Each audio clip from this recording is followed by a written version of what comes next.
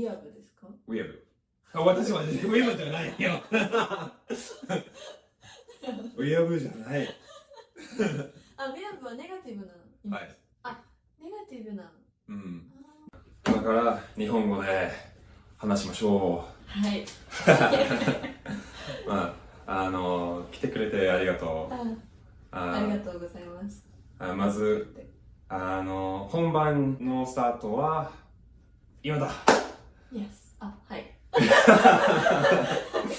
いや、ベンです。これは私の番組で、いろんな面白い人と、その人の母国語で話し合うプログラムです。それはマルチリンガルインタビューズ。今回の紹介する人は、根本愛香。いや、どうぞ。元気ですか、愛香？はい、元気です。よかった、よかった。では、愛香は、今、アメリカ・ジョージア州に留学しているね。はい。出身は東京。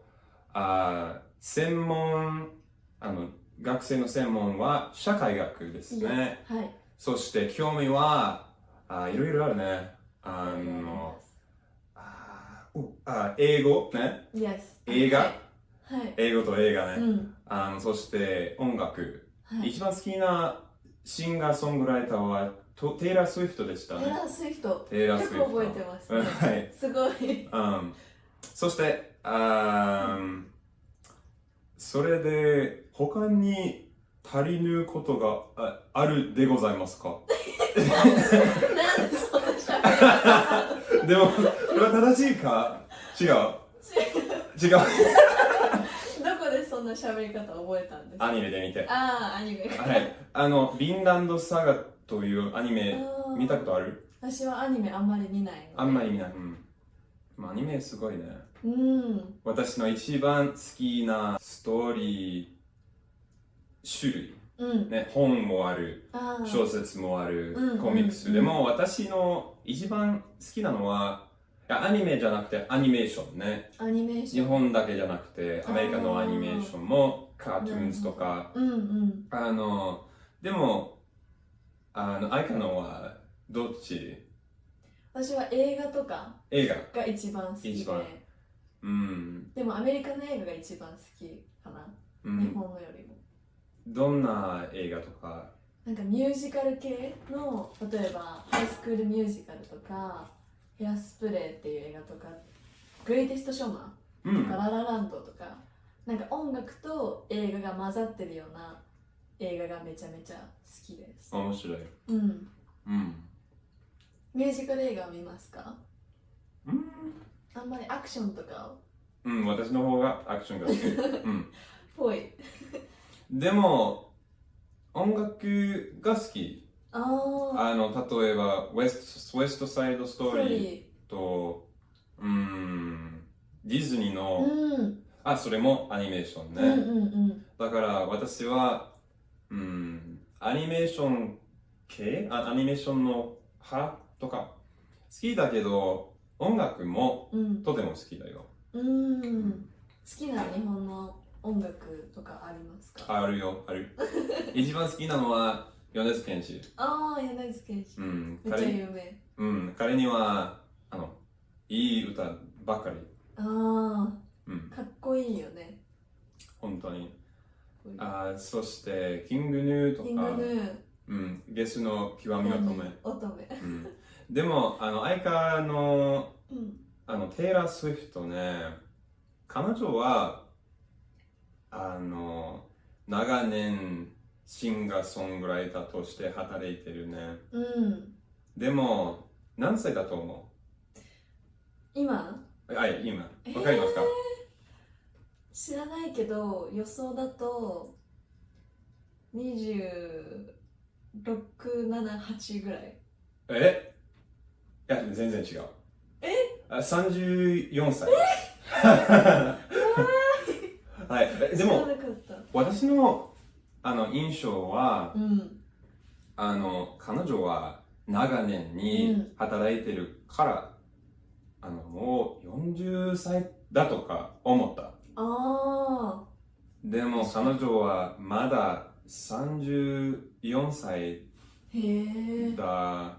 それはすごい。確かに。ね、めっちゃ有名な曲とかでも10年前とかうんの曲があったりするから。10年前、いや、20年前ね。わあ。彼女は16歳とか、10代からで、うん、初めてそうですね。歌い始めたみたいな。はい。あ本当にすごい人。私はあまり彼女の歌聞きないけど、今興味入ったけど。めっちゃ関係ないことを話してもいいですか？全然大丈夫。なんかその水族館一緒に行ったじゃないですか。水族館、アクアリウムに。水族館。あ、そうです。はい。のよりもなんかめっちゃ日本語がもう上達してて、もうびっくりしました。あ、本当？めっちゃすごいもう。ありがとうございます。びっくり。なんかナチュラルだし、全然普通に喋れるから。本当？ああ、よかった。私は10年ほど勉強しているけど、うん、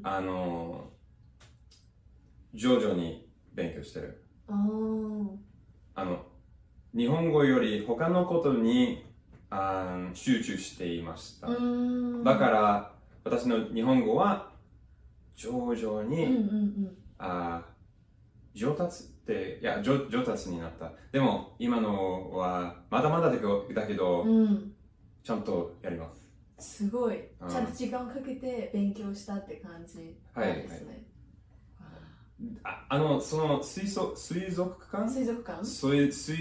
館では私たち3人面白いことをしたね、その通訳ゲームしたね、面白い。面白かった、どうだった？私たちは、私は最初に通訳者の役目をやったね、そして私はカメラで動画撮ってた。あ、本当？で、ラウルがスペイン語、話して、何語話してたっけ？いや、ラウルはスペイン語を話して、英語で喋ってた。私は？私は英語で通訳して、愛花は英語で話して、私は通訳して、スペイン語の通訳した。そういうことね。すごい複雑。でも面白かった。面白かった。そんなゲームは、したことある？そういう。私はあんまり機会がなかったから、でも面白かった、本当に。すっごい面白かった。本当にこういう、関係ない質問はとても面白い。全然問題ないけど、多分本当の質問にたくさんある。そっちに行きましょう。第一問はどんなストーリーが好きだと、ね、でもどうして映画の中で何が重要なんですか？キャラクターとか構想とか。内容が一番大事かもしれない。なんかいろんなアクション映画とか SF とかミステリーとかファンタジー映画とかいろいろあるけど、なんか内容、私はあんまりアクションとかホラーとかあんま見なくて怖いから。だけどミュージカルとかラブロマンスとかそういうのは内容が好きで見たりするから、内容とかその映画の雰囲気になんかすごく惚れて結構映画見ることが多いかもしれない。でも一番好きなのはどっち？一番好きな映画ね。一番好きなのはこれはバックトゥザフューチャーが一番好きで。でもそれは音楽じゃないね。バックトゥザフューチャーはもう例外。で、本当に一番好きで、私が一番最初に見たアメリカ映画がバックトゥザフューチャー。私が小学校3年生ぐらいの時に見て、もうそっからアメリカの映画にハマって、めっちゃ内容も面白いし、おしゃれだし。おしゃれってどういう意味？おしゃれ。like cool and fashion. Oh, おしゃれ。いや、例えば、流行ってる。なんか雰囲気がおしゃれ。バック・トゥ・フューチャー。Okay. 音楽とか描かれ方うんとか、OK。で、つまり、愛花の一番好きな、今までの一番好きな映画は、バック・トゥ・ザ・フューチャー。その3映画をまとめて、一番、その中で、どっちが好き？3つの中で。はい。3つの中だったら1が一番好きで、やっぱり1がめっちゃ売れたから、お兄さんが続いてるわけで。1番がめちゃめちゃ売れた、なんかすごいヒットした、すっごい人気になったから、2番も3番もなんか続編が出てきた、そうから、もう内容も面白いし全部パーフェクトって感じで、でも面白いことにバック・トゥ・フューチャーはとてもいい構想があるだと思う。2映画と3は1につながっている。1の問題も確かにテーマが続いている。そうなんだよね。1の最後に To be continued ってあるから、本当に天才だと思う。なんかちゃんと1から1、2、3全部見たら結構つながってる部分も多いし、なんかよく作られてるなって思う。そのテイラー・スウィフトは34歳だってことは、私にとって面白いね。私は今、明日25歳になる。はい。では、言ってくれればよかったので、知らなかった。私何も持ってきてない。全然大丈夫。25歳明日。はい、25。はい。おめでとう。ありがとう。でも、その25歳になって、私は、夢とか、まだ、やれなかった。というか、私は今から走るっていう感じ。でも彼女は、テイラー・スウィフトは、もう、この25歳になって、もう有名な人だった。では、私はちょっとだけ羨ましい。愛花はそういう感じを、感じました？なんか夢が叶ってる人を見て嫉妬したりってこと？とか。確かになんか私の性格的にもう常に他の人と比べがち、だから何をしててもなんかこういう人はこう成功してるなとか、なんか自分がいくら頑張ってても他人と比べて自分を落としたりとかして、なんか他人と比べて自分はこれができてないなとか、なんかできないところばっかり集中して、なんか目がいってしまうからなんか良くないなって思うけど、でもなんか自分がいる環境で満足してる部分もめっちゃあるのに、そこにあんまり目がいかなかったりするから、例えば今留学来てて、なんか上を見ればめっちゃ賢い人めっちゃいるけど、でもなんか私の大学の友達とかはなんか私が留学来てることに羨ましいなって感じてる人とかも結構いて、だからなんか比べる対象ってめちゃめちゃあるから、なんかそこと比べてそこと比べて何か落ち込んだりするっていうよりも、なんか自分と比べた方が絶対いいなと思って、なんか過去の自分と比べるようにしたりしてる。私も同意です。私の場合では多分愛花の言う通り、他人と有名人とかと比べてはしたくないけど、いつもしているいつも。いや、例えばその米津玄師も、彼はとても素晴らしい人ね。そんなすごい歌とかやったね。作ったね。今、最近、ジブリの最近の映画の主題歌をした。ね。そういうこと。はい。今年も、ファイナルファンタジーの、はい、主題歌やった。だから、彼は何歳だと思う？ 29とか。29？ 違う、近いね。31歳と思う。そういうぐらい。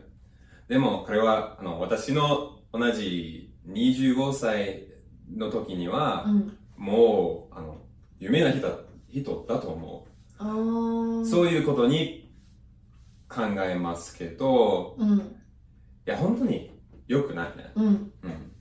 でもなんか、米津玄師は、めっちゃ、すごい大変な苦労してたって聞いたことがあって。本当？めっちゃなんか、下積み時代下積み時代なんていうんだろう、すごく苦労する時代がめっちゃ長くて、で、一気にバーって売れて、そっから人気が出てきたみたいなの聞いて、すごい学生の時とか若い時に、すごいなんか、外に行って一人で歌って、でも誰も反応してくれなくてみたいな、すごいなんだろう、評価されない時期がすごい長かったって聞いたことがある。私はそれ知らなかった。本当に。結構日本ではその話が有名で。本当？そう。だったら、他人に羨ましい気持ちを持ったら、その人は本当にその人も苦労してる。そう。結局なんか成功してる人ってどこかでめっちゃ努力してたりするんだなって思う。愛花は今勉強していることはね、社会学ね。社会学と性別学。それは明確的に何ですか？なんか日本はジェンダーギャップがすごい激しい国で、先進国、すごく発展してる国の一つに入ってるにもかかわらず、なんか女性が社会で評価されにくかったりとか、評価される？評価なんか例えば、男性がすごく評価されて、女性はあんまり評価されない。評価する。それは次のになるという意味？とか、なんかエバリュエイトってなんか評価、それは価値観とかいう意味な。なんか男性の方が価値があるで、女性はあんまり価値がないって思われがち、で、例えば同じ仕事をしてても男性の方が昇進もっと高い位置にすぐ行けたりとか、でも女性はその高い位置に行くのにすごく時間がかかったりとか、一生懸命、同じように頑張ってるけど、男性の努力は報われやすかったり、男性の努力はなんか簡単に夢が叶ったりとか、でも女性はそうじゃない。愛花は愛花の家族にも見たことある、その関係？なんか仕事におけるっていうのはあまりわからないかもしれないけど、例えば私のお母さんは仕事と家事、どっちもやってたけど、お父さんは仕事だけやってて、でもやっぱりお母さんはパートタイムで働いてるけど、お父さんフルタイムだから、お金を稼ぐのはお父さんの方がやっぱ量が多いから、お金っていう部分だけ見て、お父さんの方が権力が強い。例えば何か決めるときにお父さんが最終決定権を持ってたりとか。わかります。だけど、でもお母さんがやってるその家事労働って無償労働、なんかお金が発生しない仕事、家事、ご飯作ったりとか洗濯物したりとか、でもそれってめっちゃ大変なのに見えない、評価は低いから、なんかその女性の努力とかをなんか社会が認めるべきだなって思う。なんかそれをなんか政治とか会社のトップの上の人たちは大体男の人で構成されてる、多くの男の人がそういう位置にいる、その高いポジションにいたり、なんか高い位置にいる人が大体が男の人、そこにはあんまり女の人がいなくて、だから評価する側も男の人だから、女性の環境とか女性のバックグラウンドとかを理解しづらい人が多いのかなって思う。日本は前より、そのシチュエーションは、その状況はもっといいですか？日本の状況？はい、日本のジェンダーギャップは前よりいい？前よりはいいと思う。徐々に良くはなってるけど、なんか政策とか新しい政策っていうのはポリシーが、例えばルールとかが出てきたとしても、逆に新しい問題がまた生まれたりするから、ジェンダー問題を解決するのはすごく複雑なんだなって思う。前の問題を解決しても、新しい問題が出てくるね。出てくるほどは解決するほどより高い。そういう意味ね。問題ね。難しい。では今の勉強していることはそこにどういうつながりがありますか？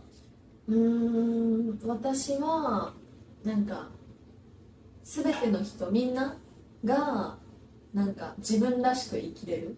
例えばジェンダーとか人種とかレースとか、なんか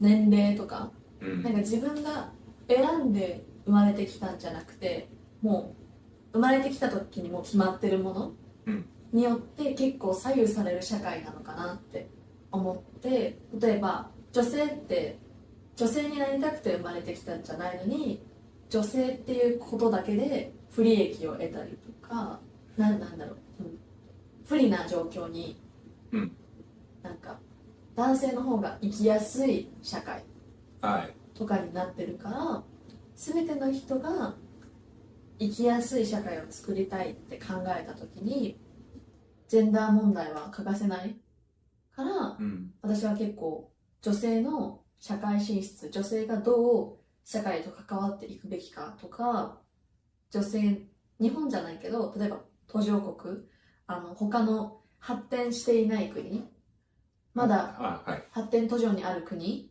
例えばフィリピンとか、アジア、そこら辺のアフリカとか。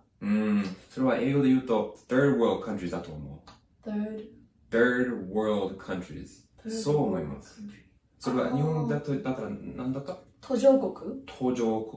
それは、Usually say developing countries, but is developing countries is a more correct way of saying it. Yeah, third world is synonyms. そう、途上国。途上国だと、例えば女性が教育を受けられないとかも問題。そういう問題がいっぱいあるね。だから教育がないことによって仕事がつけないとか、教育っていうのがベースで、女性の教育のなさっていうのがもう一生決める、仕事が得られない、結婚する相手も選べないみたいな、自分の選択肢が全くない人生になっちゃうから、他人のやらせることにただそれだけで生きてる。決定権がない、なんか自分で決定できない。それは世界中いっぱいある普通だと思いますか？怒ってしまってるから普通だと思うけど、それを普通にしてはいけないと思う。はいはい。から今そういう社会学とかジェンダー学を学んで、その女性の権利を向上させる、女性の権利をもっと高くする。はいはい。あ、それは向上向上、権利を向上するのが、私がやりたいことかなって思う、今は。面白い。ではそれは難しいな。難しい。つまりみんなは平等になりたいね。それはベスト。だと思う。どんなジェンダーでも、どんな性別ね、でも、どんな人種でも、同じように機会が得られるね。機会をできるね。そうするべきだと思う。私もそう思います。このポッドキャストとか、いろんな人と話し合って、そういう風に考えます。私も。日本人とメキシコ人とブラジル人と話して、私はすぐにみんなは同じっていう感じます。みんなは同じじゃなくて、同じ、何が同じ、どういう、今わかりますか？違う生き方があるけど、違う文化があるけど、みんなは人間。だから、問題ない。平等に扱ってください。確かに。生まれてきた国とか環境とかが違っても、なんかみんな目指してるものは一緒なのかなとか近しいのかなって思う。あいかはポッドキャスト聞きますか？あまり聞かない。聞きたい、聞きすべきポッドキャストは、英語で I spent a day with という名前。それは YouTube とか Spotify とかどういう？はい、どっちでも。どっちでも？はい。なんて名前？アントニー・ペディオは、そのポッドキャストのオーガナイザー。面白いことは、いろんな人と話し合って、その人について学んだりする。例えば、普通にその人を出会う機会は少ない。ね、その人は、例えば、多数民族とか、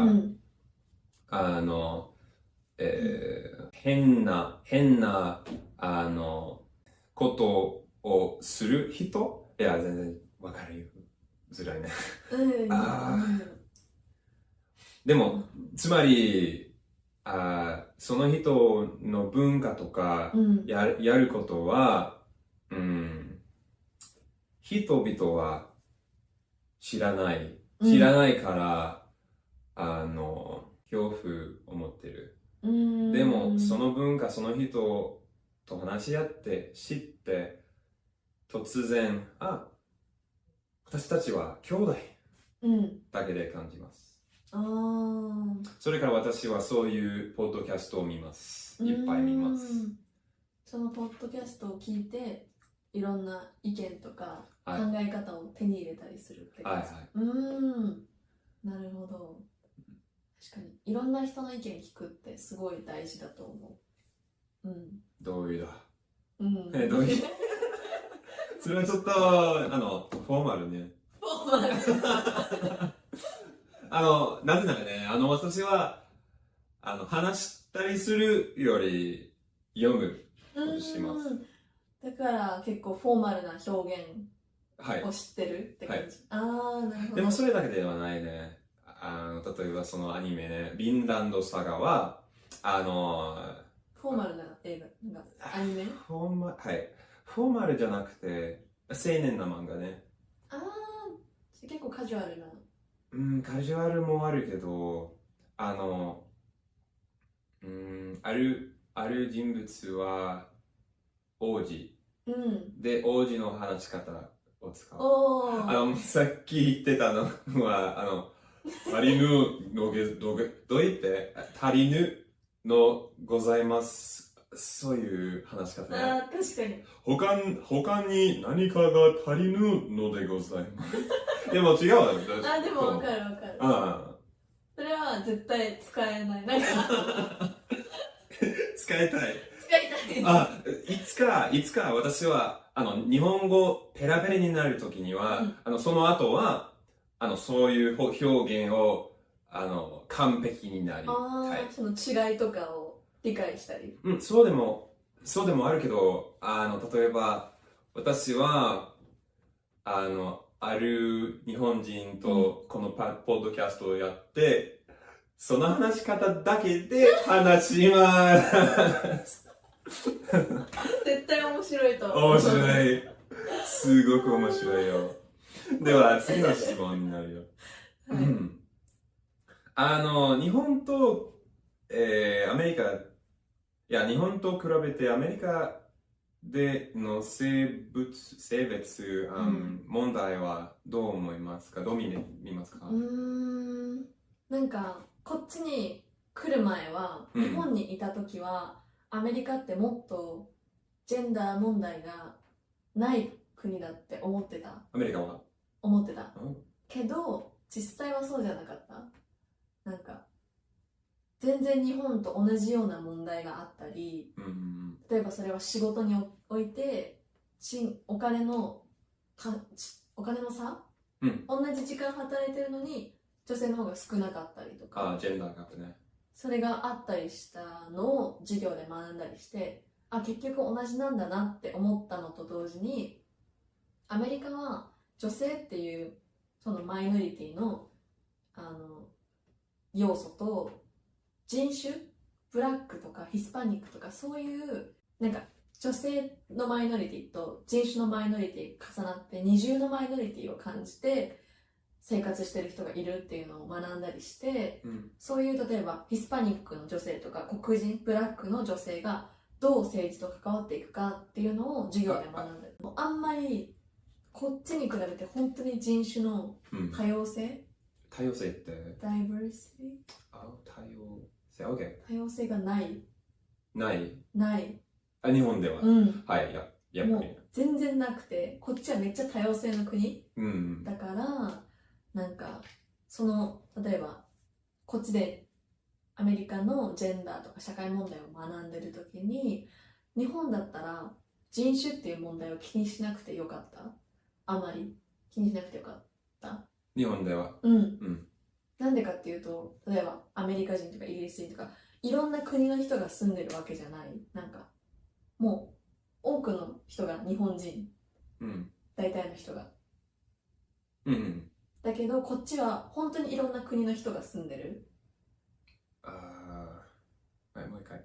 例えば日本だったら国民大体日本人、簡単に言うと大体日本人、だけどこっちは例えば白人、ホワイトとか、ブラックとかヒスパニックとか、ネイティブアメリカンとか、あとイミグレーションもいる、から本当にいろんな人がいて、でこっちのジェンダーを学んだ時に、日本だと女性っていうマイノリティだけだったけど、こっちの問題は女性と黒人とかヒスパニックとか、もう一つのマイノリティが重なるから、より大変になる、自分の力を発揮したりとか、それには特別な名前がある？ Cross culture? Cross culture? Like cross something. People who have クロスカルチャー。 different クロスカルチャー。 culture. クロスカルチャー。 Like close something. People who have ダブルマイノリティ。後で調べまあす。そうですね。でも、やっぱり、うん例えば、ホワイトの女性、ホワイトで、日本人はわかる？ホワイト。ホワイト？白人でもホワイトでもいい。うんうんうんうん。オッケー。ホワイトな女性は、ホワイトな男性より低い、評価うんうんうんうん。にあるけうど、んうんホワイトの女性は、ブラックな女性より高い。うん。という意味ね。そうです。未来の仕事選択肢は何ですか？難しい質問だけど、なんか、日本だと、ジョブハンティングを今やんなきゃいけない。私は大学3年生なんですけど、もし仕事を見つけるってなったら、この大学3年生の時期に始めなきゃいけない。でもここは、相手は今、アメリカでできないね。だから、まだ始めてないけど、自分がやりたいなって思ってる仕事は、なんか、いろいろあるけど、その一つにコンサルタント。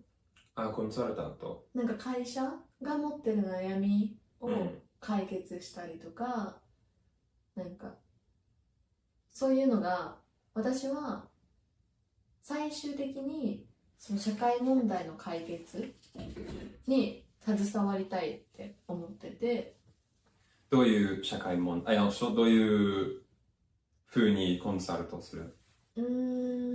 なんかその最終的な自分の目標が社会問題の解決、だからその問題の解決っていう意味で会社の問題を解決するっていうのは自分の最終的な夢につながるのかなって思って、問題解決第一歩。なんかどういうふうに問題を解決するかっていうなんかスキルを身につけたい、会社に入ってから。はい。その会社の中では愛花の役目はその会社の中のジェンダー問題と違う。と違って、例えばコンサルタントはなんか会社が悩んでますって言った時に提案したりとか相談に乗ったり。でもどんな問題を計画する？例えばどんな問題？なんか例えば会社が利益が上がりませんとか全然売れないってなった時に私たちがデータを分析してじゃあここがお客さんにとって需要が難しい。何が重要？需要？はい。いや、何は重要なんですか？重要じゃなくて需要？需要？ディマンド。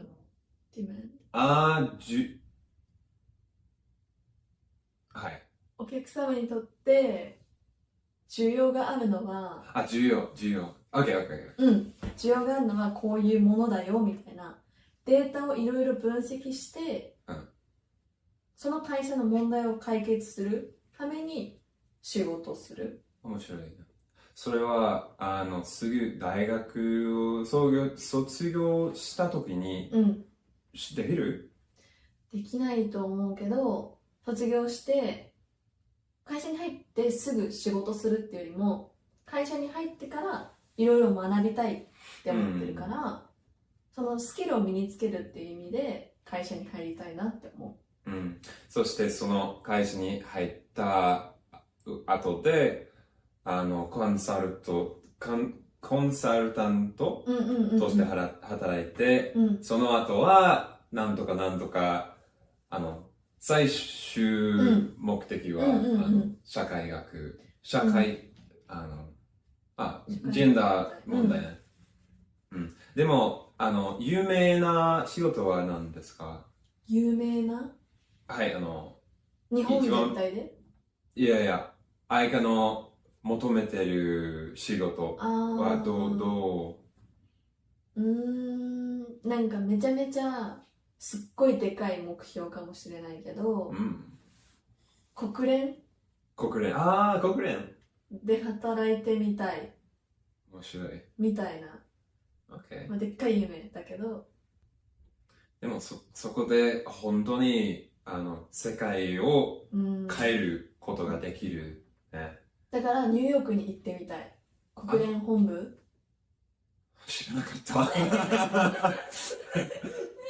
本当？そう、行ってみたいなって思う。でも国連っていうのは The UN, right? 面白いね。応援しています。ありがとう。頑張ってください。ありがとう。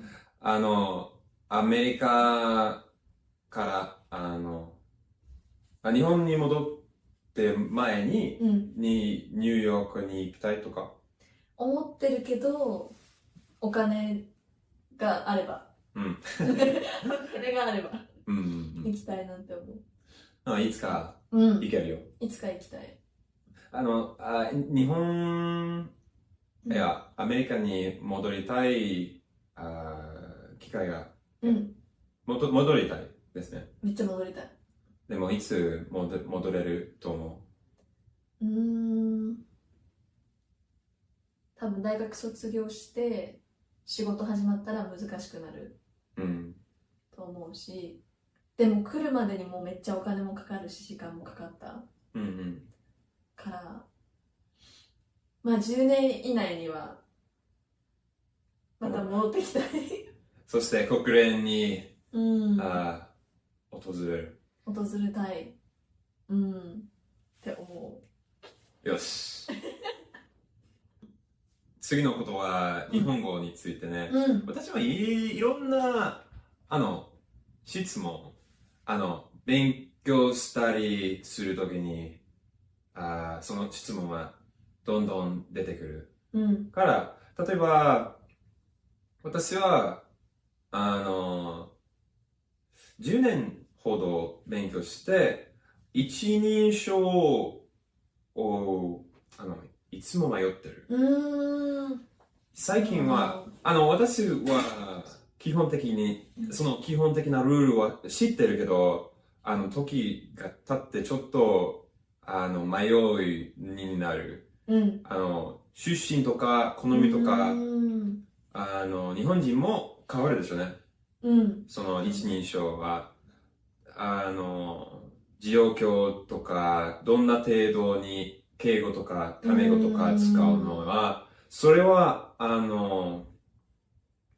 例えば私は今私を使ってる、なぜなら多分これはポッドキャストなので、ちょっとフォーマル、という感じを伝えたい、それは正しい？めっちゃ合ってる、正しい。でもこれはそんなにフォーマルポッドキャストじゃないから、俺とか使えるかなと思ったけど、いや使えないと思った。使えないと思う絶対私の方が合ってると思う、でもだったら僕でもいいと思う。僕でも全然いいと思う、でも僕の問題はちょっと子供みたいかな。そういうこともある？ちょっと思う人もいるかも、でも変ではない。ある動画を見て多分私の説明は違うけど、その動画では表現によって印象が変わる。例えば僕と僕どっちがもっと大人っぽい？僕じゃなくて僕の方がなんかこういうアクセントがない方が多分大人っぽい本当と思う。だから私は僕はベンですっていうのは、子供ねめっちゃ子供でも僕はベンです、それは普通大人っぽいね。だからトーンの問題かな。あ、本当ね。低いと大人っぽい。うん。でも、僕。同じ。僕。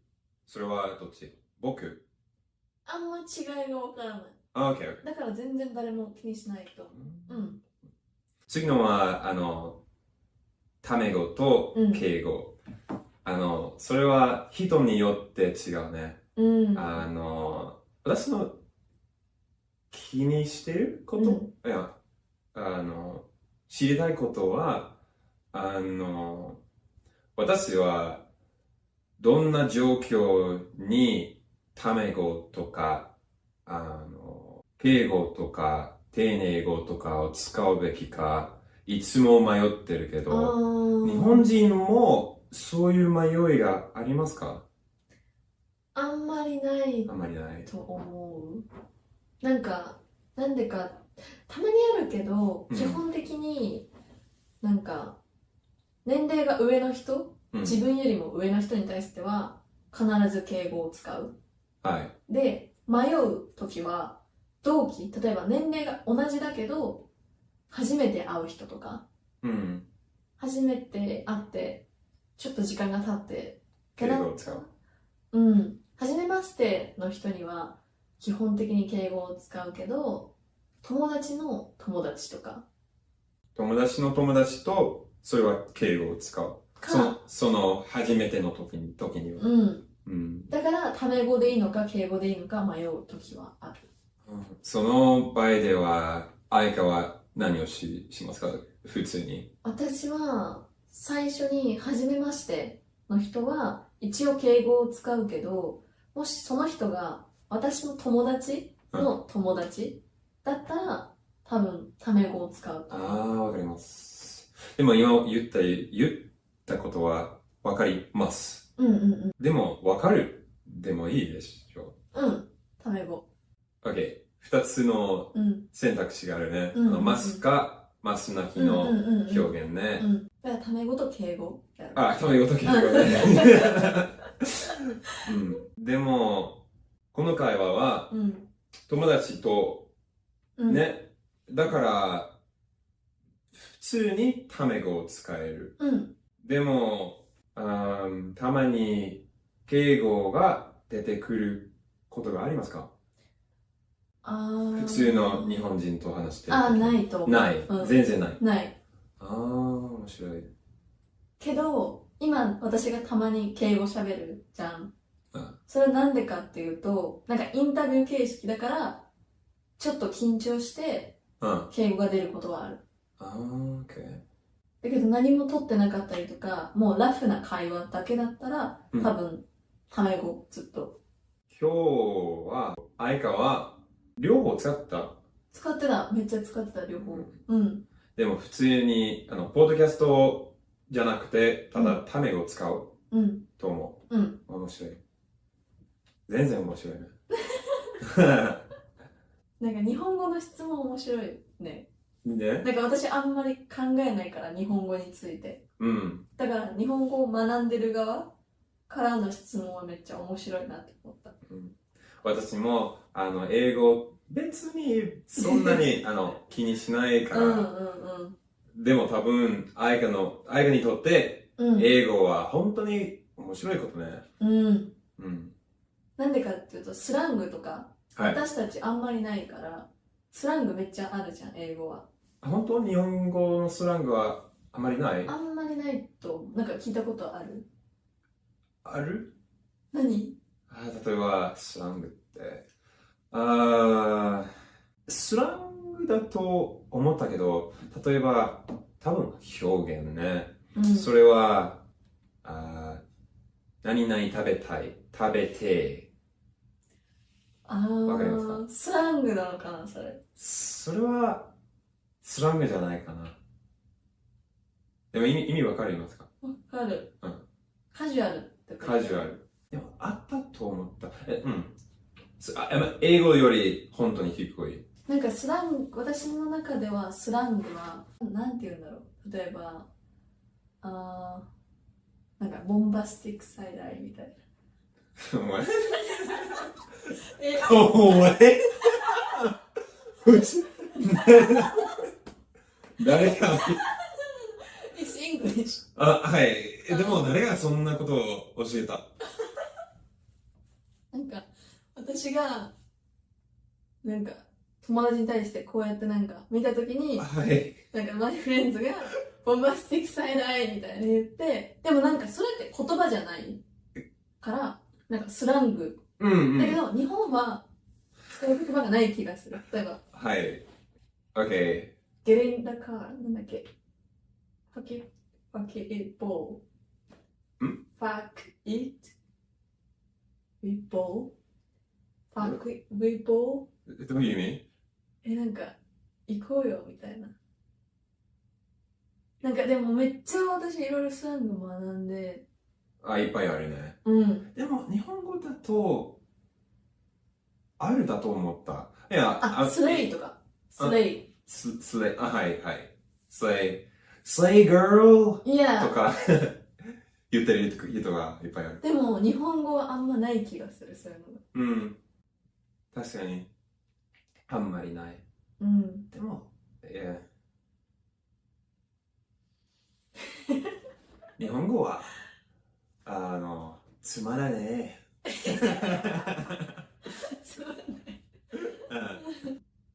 いこれは面白いね。私たちは割と最近出会ったね。だから、日本人だったら、その前に言ったように多分、名前じゃなくて、名字を使うかな。でも私はアメリカ人、私たちは英語で話しているから、名前、first name を使って、愛花、そして日本語を話して、愛花も使う。でも私は日本人だったら、根本さんとか言うのか。友達だったらあんま言わないかも。あんまり言わない。OK。なんか、でも仕事とか。学生も名字使わない。名前。ファーストネームで。だから仕事だけで。仕事だけだと思う。OK。それは面白いね。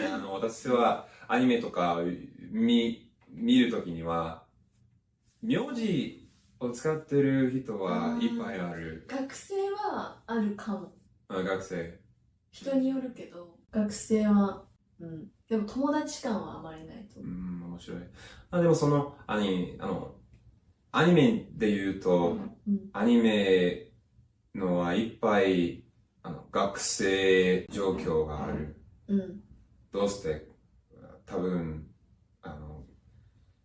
それは学生はアニメを見るためにどうしてアニメの中では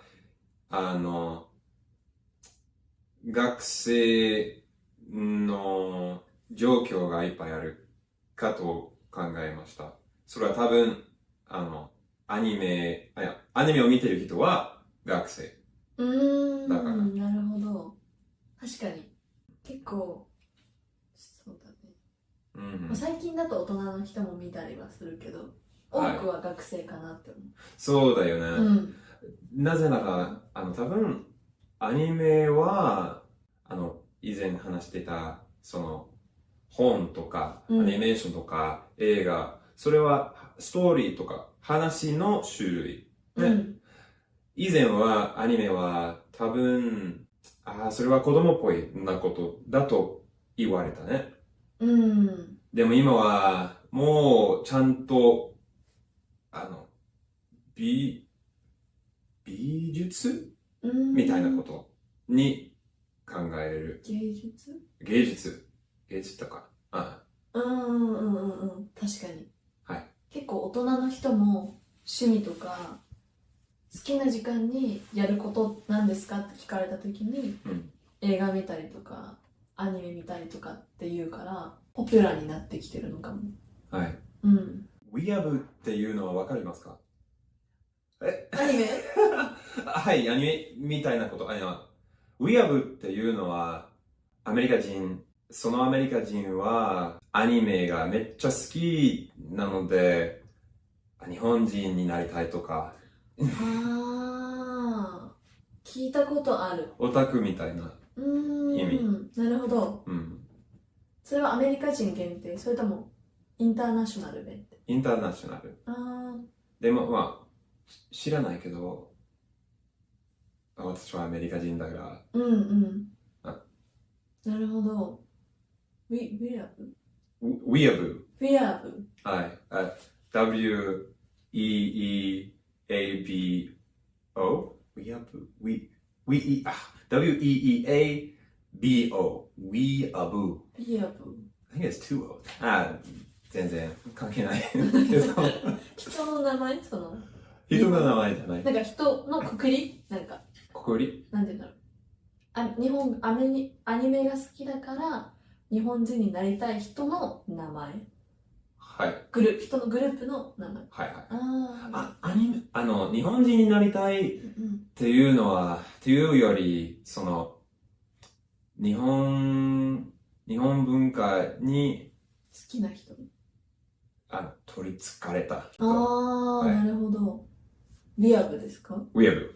私はウィアブじゃないよ。ウィアブじゃない。ウィアブはネガティブな意味。はい。ネガティブな。うん。ネガティブだけど、そんな、失礼な。ではない。悪い言葉じゃない。なるほど。それは他の面白いことね。日本語では悪い言葉、あんまりないね。うん。汚い言葉とか。そうそうそう。例えば、英語で言うと、私はいろんな言葉は多分このポッドキャストに言うべきじゃないと思います。でも、日本語で言うと、多分どんな言葉でも言える。だから、そのさっきのスラングの話みたいな感じで、アメリカだと、イングリッシュだと、なんか、ファックとか、シッツとか、ビーチとか、でもそういうのがないってことだよね。ないね。そう、F ワードが日本はない気がする。ないね。クソは子供でも言える。クソとか。でも、失礼な表現がいっぱいあるね、日本語。ある。多分。多分。あると思う。例えば、チビとか。でもそれは、そんなに強くないね。強くないし、なんか特定のものにしか言えない。小さい人に対してチビって言ったりとかするけど、なんかその今挙げた悪口、そのバクとかシッとかはなんか誰どこでも言える。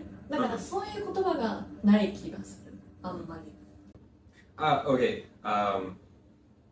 日本語には和製英語いっぱいあるね。めっちゃいっぱいある。それは日本語はつまらないね。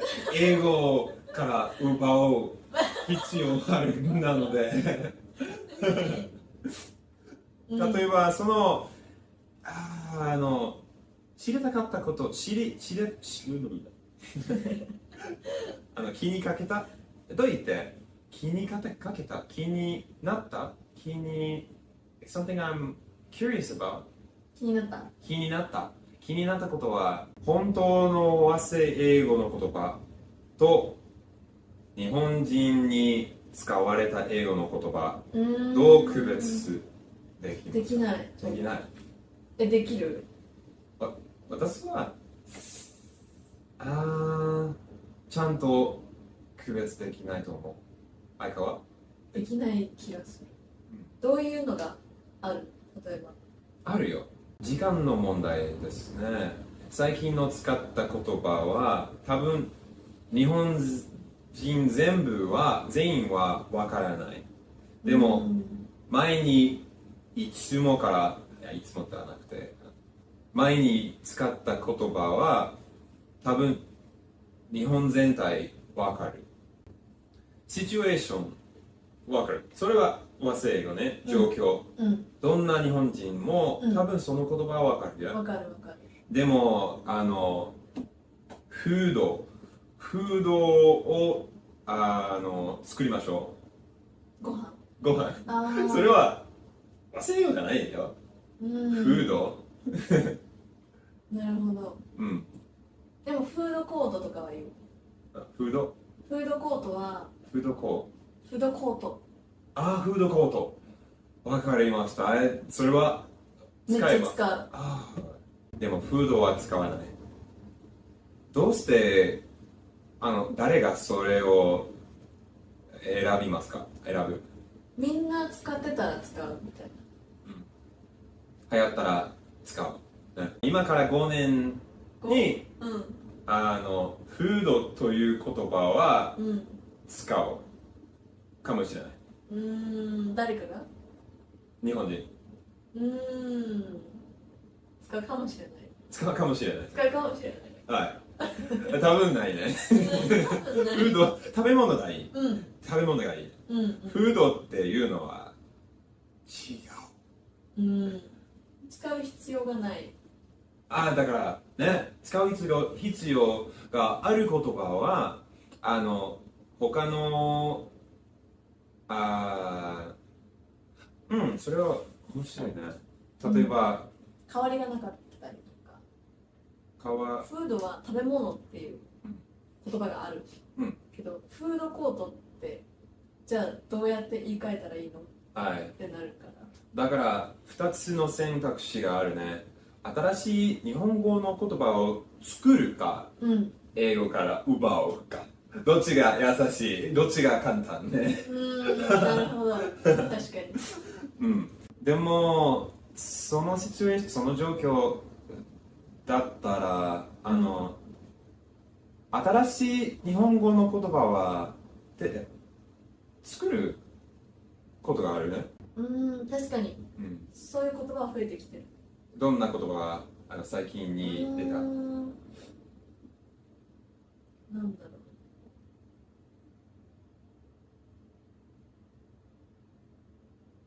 う。例えばコロナででもその言葉は全世界で使う。で、例えばオンラインで話す会議のことをオンラインミーティングっていう私たちは。はい、それは和製英語。和製英語だと思う。でも私は気になったことは新しい日本語の言葉、和製英語じゃなくて日本語から作った言葉、最近がある？多分あると思う。なんかちょっとスラングみたいな感じになるけど、なんか勇気が出なくて行動ができなかった人のことを、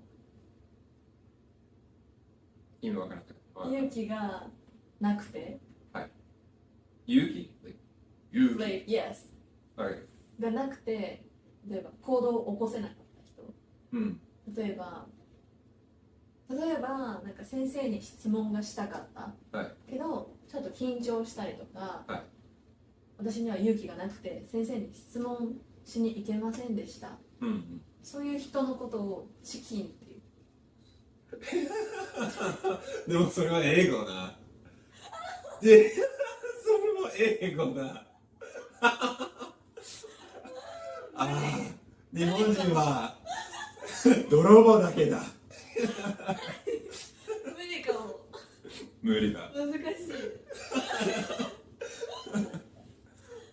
難しい。Oh man。次回予告。前半を見てくれてありがとう。次のエピソードに愛花は英語を勉強する理由と私たちの夢について語ります。今回皆さんの好きな部分は何でした？ぜひコメント欄に教えてください。英語でも日本語でも何でも OK。マルチリンガルインタビューズならマルチリンガルなコミュニティを作るしかないでしょ？じゃあ、いつものように見てくれて本当にありがとう。